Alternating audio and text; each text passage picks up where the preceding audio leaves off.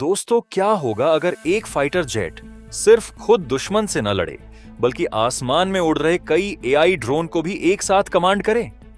रूस अब SU-57 के 2 सीटर वर्जन के जरिए कुछ ऐसा ही कॉन्सेप्ट आगे बढ़ा रहा है। और सबसे बड़ी बात, इसे सिर्फ ट्रेनिंग विमान नहीं बल्कि भविष्य की छठी पीढ़ी की कॉम्बैट एविएशन टेक्नोलॉजी के प्लेटफॉर्म के तौर पर पेश किया जा रहा है। रूस के सुखोई डिजाइन ब्यूरो ने SU-57 के प्रस्तावित 2 सीटर वर्जन को लेकर अहम जानकारी साझा की है।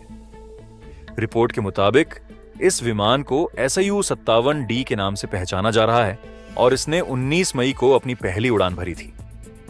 इस नए विमान की सबसे खास बात इसका दूसरा कॉकपिट है, जहां पहला पायलट विमान को उड़ाने और पारंपरिक फाइटर मिशन को संभालेगा, वहीं दूसरा क्रू सदस्य मानव रहित लड़ाकू सिस्टम यानी ड्रोन को नियंत्रित करने के लिए समर्पित होगा। यानी एक ही विमान हवा में रहते हुए खुद भी कॉम्बैट मिशन कर सकता है और साथ साथ दूसरे मानव रहित लड़ाकू विमानों को कमांड भी कर सकता है। और इसी वजह से दुश्मन देशों में भी खलबली मची हुई है। और असली गेम चेंजर ड्रोन कमांड रूसी डिजाइन ब्यूरो के मुताबिक दूसरे ऑपरेटर की भूमिका सिर्फ एक ड्रोन को नियंत्रित करने तक सीमित नहीं होगी। भविष्य में वह कई एआई एनेबल्ड ड्रोन या पूरे ड्रोन स्वॉर्म को भी मैनेज कर सकता है। इस कॉन्सेप्ट का सबसे प्रमुख उदाहरण रूस का S-70 ओखोटनिक भारी मानव रहित लड़ाकू विमान है, जिसे SU-57 के साथ काम करने वाले एक तरह के लॉयल विंगमैन के रूप में विकसित किया जा रहा है।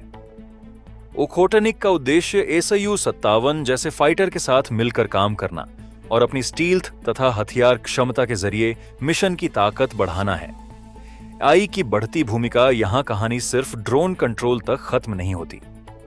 भविष्य की एयर कॉम्बैट टेक्नोलॉजी में AI का इस्तेमाल सेंसर फ्यूजन, टारगेट पहचान, मिशन प्लानिंग, इलेक्ट्रॉनिक वॉरफेयर और मानव रहित विमानों के ऑटोनोमस कंट्रोल जैसे क्षेत्रों में बढ़ सकता है। यानी पायलट को अकेले हर चीज संभालने के बजाय AI और ड्रोन सिस्टम कई कामों में सहायता कर सकते हैं। भारत के लिए क्यों अहम? भारत के लिए भी यह डेवलपमेंट इसलिए महत्वपूर्ण है क्योंकि रूस पहले SU-57 को भारत के सामने पेश कर चुका है। वहीं दूसरी तरफ चीन के पास J-20 जैसे 5वीं पीढ़ी के फाइटर जेट हैं और भारत अपना एम्मका कार्यक्रम विकसित कर रहा है। ऐसे समय में रूस का SU-57 को ड्रोन कमांड और AI आधारित कॉम्बैट ऑपरेशन के साथ जोड़ने का प्रयास भविष्य की एयर वॉरफेयर की दिशा का संकेत देता है। अगर यह तकनीक बड़े स्तर पर सफल होती है तो आने वाले समय में एक फाइटर जेट के साथ कई मानव रहित लड़ाकू विमान मिलकर एक पूरा नेटवर्क बना सकते हैं। लेकिन एक बात समझना जरूरी है, SU-57D को सीधे छठी पीढ़ी का फाइटर जेट कहना सही नहीं होगा। उपलब्ध जानकारी के अनुसार इसे 5वीं पीढ़ी के SU-57 प्लेटफॉर्म पर भविष्य की छठी पीढ़ी से जुड़ी तकनीकों और मानव रहित सिस्टम्स को विकसित तथा परखने के लिए इस्तेमाल किए जाने वाले प्लेटफॉर्म के रूप में देखा जा रहा है। तो क्या आने वाले युद्धों में एक फाइटर जेट अकेला नहीं बल्कि अपने साथ उड़ने वाले AI ड्रोन के पूरे झुंड के साथ लड़ाई करेगा? रूस का SU-57D कॉन्सेप्ट इसी दिशा की ओर इशारा करता है।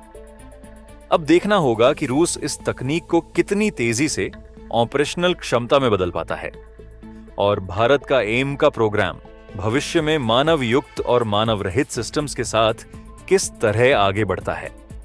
क्या भारत को भी अपने फाइटर जेट के साथ AI ड्रोन स्वॉर्म की क्षमता विकसित करनी चाहिए? तो हमें कमेंट में अपनी राय जरूर बताएं।